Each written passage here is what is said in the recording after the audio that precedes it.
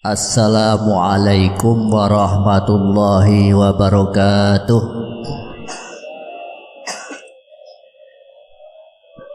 Bismillahirrahmanirrahim. Alhamdulillahirabbil alamin. Wassalatu wassalamu ala asyrafil anbiya'i wal mursalin sayyidina wa maulana Muhammadin wa ala alihi wa sahbihi ajma'in, amma ba'du. Fala haula wa la quwata illa billahil aliyil azim. Kepada yang terhormat panjenenganipun para habaib, para kiai, panjenenganipun Habib Ali, panjenenganipun Habib Hasan, panjenenganipun Kiai Sulaiman, panjenenganipun Kiai Hanifuddin, panjenenganipun Kiai Haji Ismail. Mudah-mudahan semuanya sehat walafiat, panjang umur bi taatillah wa taati rasulih. Amin ya rabbal alamin. Kepada bapak-bapak, ibu-ibu, hadirin hadirat, mudah-mudahan semuanya juga sehat walafiat, mendapatkan ridho dari Allah Subhanahu wa taala. Mudah-mudahan selalu tekun ibadah kepada Allah Subhanahu wa taala, selamat fid dunya wal akhirah. Amin ya rabbal alamin. Langsung meneruskan pengajian yang dulu, urusan fikih. Bismillahirrahmanirrahim. Wa syurita fi zawji ta'yinun. Syaratnya suami harus ta'yin, diperjelas dengan sejelas-jelasnya. Kalau tidak jelas, ini akad nikahnya tidak sah. Contoh, ini ada calon manten laki-laki idham yang nomor 2 Khalid, calon manten putrinya Fatimah, dinikahkan. Wahai laki-laki salah satu di antara Khalid dan Idham, saya nikahkan dengan putri saya yang bernama Fatimah dengan mas kawin 1 juta rupiah dibayar tunai. Tidak sah, sebab kurang jelas. Kalau Khalid ya sekalian Khalid, kalau Idham sekalian Idham. Itu yang dimaksudkan harus suami, ya, manten, yaitu suami, diperjelas sejelas-jelasnya. Kalau cuma salah satu di antara orang 2 Khalid dan Idham, ini kurang nyata, kurang jelas, ini tidak sah. Wa adamu mahramiyatin lil mahtubati binasabin awrada'in tahtahu. Syarat yang nomor 2, suami tidak ada hubungan mahram, baik mahram sebab nasab atau sebab rodha, dengan calon istri, dikarenakan istri itu mahram dengan calon istri tersebut seandainya laki-laki.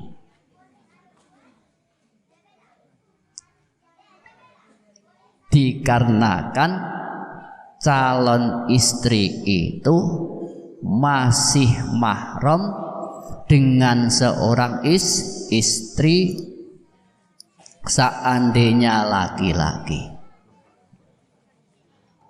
Contoh begini, mohon maaf ya, mohon maaf. Ustadz Sulaiman dengan Bu Nyai. Lah Bu Nyai Ustadz Sulaiman punya adik. Adik siapa itu? Terus Ustadz Sulaiman menikah dengan Bu Nyai, juga menikah dengan adiknya Bu Nyai. Ini tidak sah. Kecuali Bu Nyai sobong umur, itu sah. Atau kecuali Bu Nyai dipegat di talak, sah. Kalau nikah dua-duanya Bu Nyai dan adiknya Bu Nyai tidak sah. Karena adiknya Bu Nyai dan Bu Nyai itu seandainya laki-laki itu masih hubungan mahram.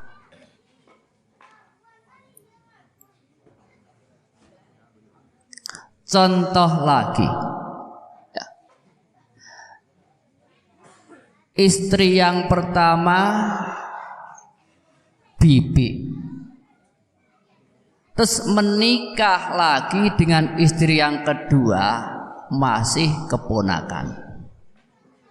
Ini tidak disahkan menurut agama. Karena ponakan seandainya laki-laki tetap mahram, berarti tidak boleh nikah bibi dan ponakannya, itu tidak boleh. Kecuali zaman jahiliyah setelah Islam masuk, tidak boleh nikah dengan perempuan dua, yang mana perempuan itu masih pernah kakak dan adik, dan tidak boleh menikah dengan orang perempuan dua yang mana orang perempuan dua tersebut masih urusan bibi dan keponakan.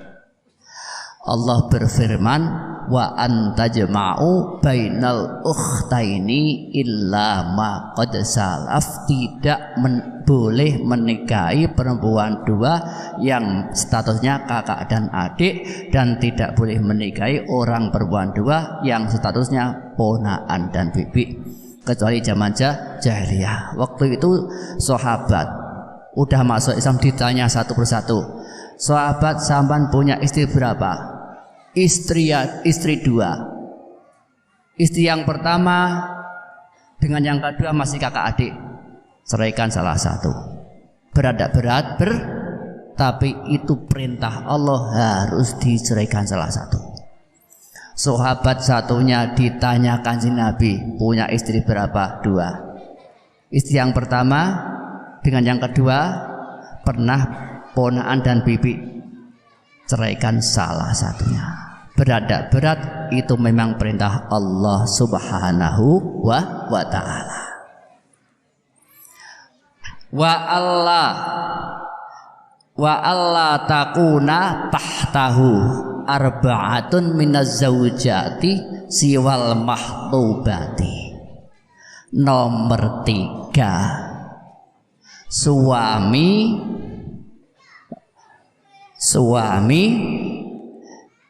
istrinya cuma 4. Kalau lebih dari 4 itu pernikahan yang kelima, berarti batal. Salah satunya harus ada yang diceraikan.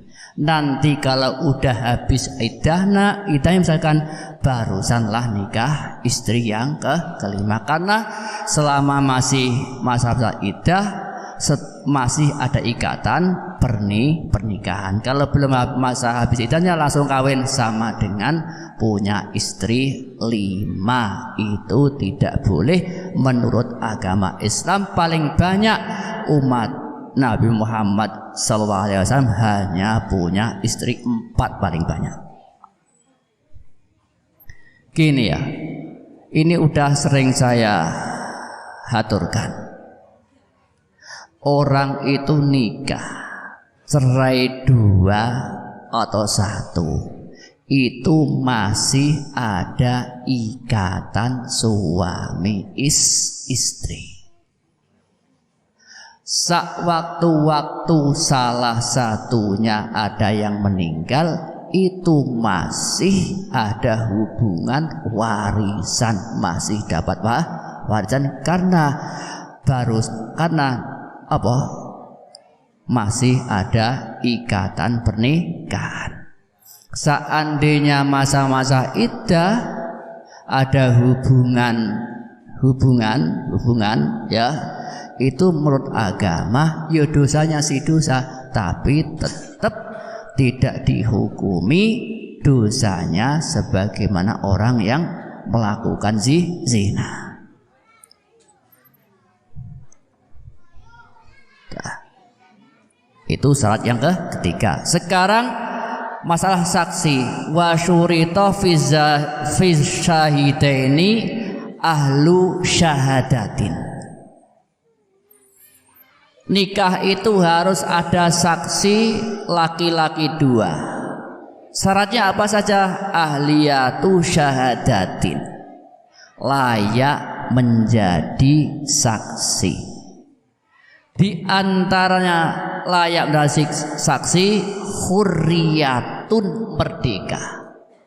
Orang budak laki-laki menjadi saksi nikah tidak boleh. Di antara kamilatun sampurna akalnya, sampurna fisiknya. Contoh, jadi saksi telinganya kopok madurane tuli ya. Terus saya nikahkan, ayo tunai sah dermah sah. Ya saksi kok kopok, ya tidak sah. Misalkan orang bisu, ya tidak sah. Dibayar tunai sah.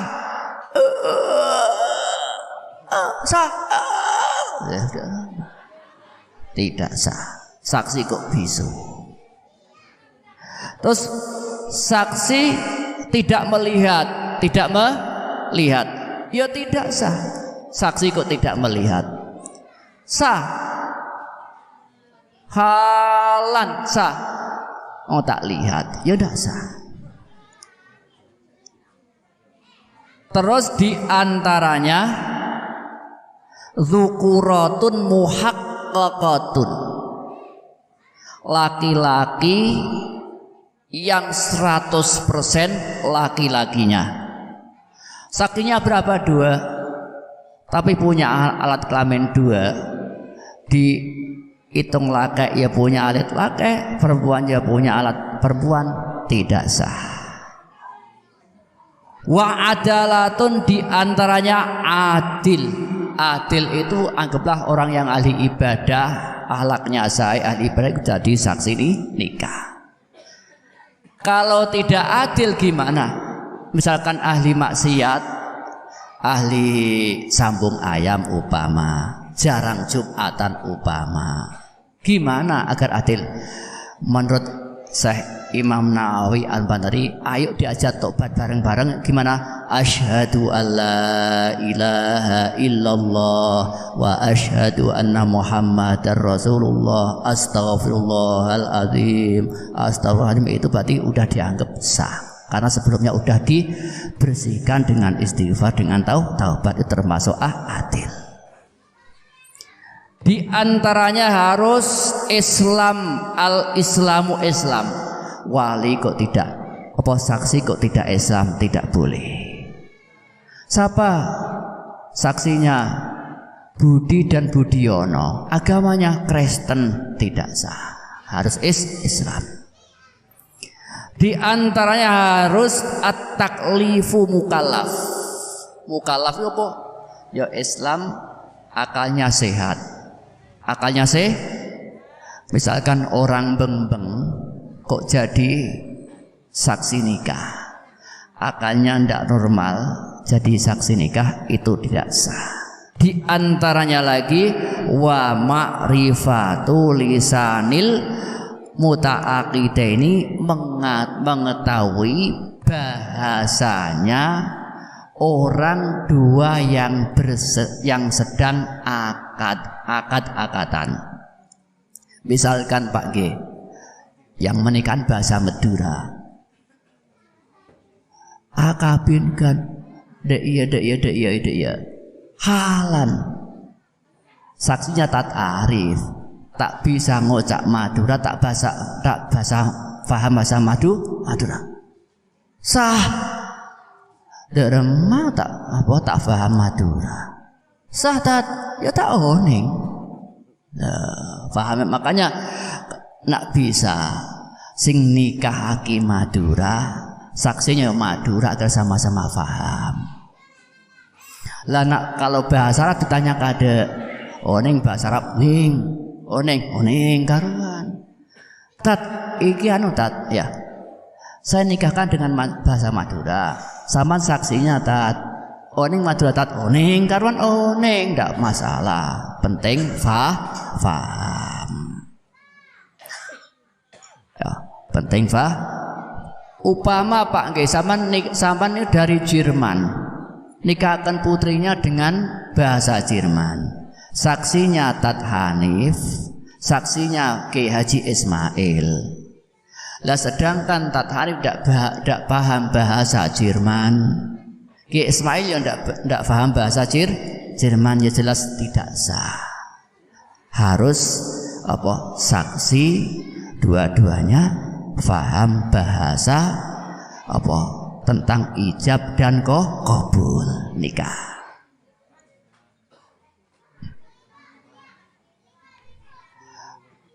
Berarti la tasihu syahadatu abdaini, tidak sah budak laki-laki dua kok menjadi saksi, tidak sah. Imro'ataini, saksinya siapa? Orang dua. Siapa namanya? Fatimah dan Salamah, tidak sah. Saksi ke perempuan tidak sah. Terus ya, nomor tiga. Wa adamu ta'ayyunihimal wilayata au ahadahuma. Nomor dua ya, saksi dua itu tidak ganda menjadi wali dan menjadi saksi, itu tidak boleh.